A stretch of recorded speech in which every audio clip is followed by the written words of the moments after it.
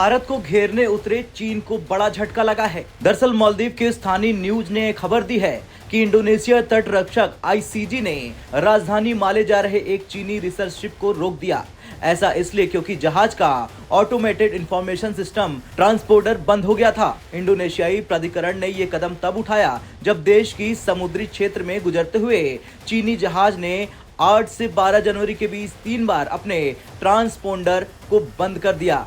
Report में बताया गया कि अमेरिकी नौसेना संस्थान ने कहा कि चीनी सरकारी जहाज जियांग यांग होंग 03 को इंडोनेशियाई तटरक्षक बलों ने 11 जनवरी को सुंडा स्ट्रेट क्षेत्र में रोक दिया था।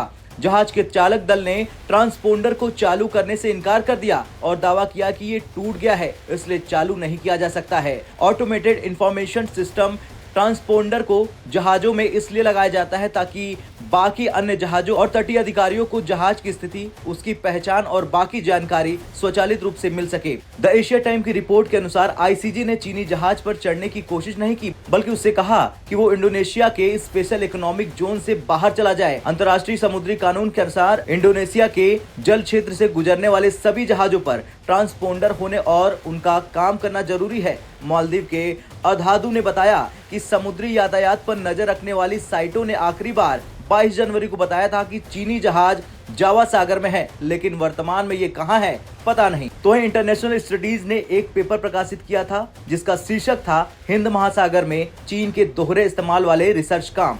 पेपर में कहा गया था कि चीनी सेना पीएलए के प्रतिष्ठानों के पास चीन के जहाज कुछ घंटों या दिनों के लिए स्वचालित पहचान प्रणाली सिग्नल को बंद कर देते हैं। पेपर में यह भी बताया गया था कि समुद्र में आपका रवैया खतरा बताता है। स्पूनिंग यानी गलत जानकारी देना या लंबे समय के लिए स्वचालित पहचान प्रणाली सिग्नल को बंद करना जैसे काम बार बार करना बड़ी चेतावनी देते हैं। विंडवर्ड से हासिल डेटा संकेत देता है कि इस तरह की गतिविधियां अक्सर होती है, कभी कभी विदेशी सैन्य प्रतिष्ठानों के पास भी।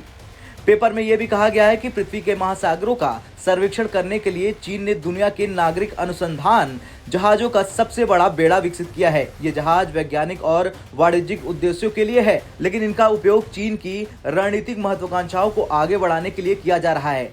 हिडन रिच ने चीन के 64 सक्रिय अनुसंधान और सर्वेक्षण जहाजों की पहचान की है। पेपर में कहा गया है कि 64 सक्रिय जहाजों में से 80% से अधिक ने संदिग्ध तरीके से संचालन किया है। खैर, चीन का जहाज मालदीव जा रहा था। इसका खुलासा एक ओपन सोर्स खुफिया शोधकर्ता डेमियन साइमन ने किया था। ये खुलासा मालदीव के राष्ट्रपति मोहम्मद मुइज्जू के चीन से लौटने के कुछ दिनों बाद हुआ।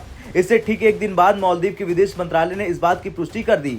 मंत्रालय ने बताया कि चीनी पोत मालदीव के क्षेत्र में रिसर्च का काम नहीं करेगा। खैर, जिस तरह से इंडोनेशिया ने ये बड़ा कदम उठाया है, उसे लेकर आपका क्या कुछ कहना है, कमेंट कर जरूर बताएं। ब्यूरो रिपोर्ट, भारत तक।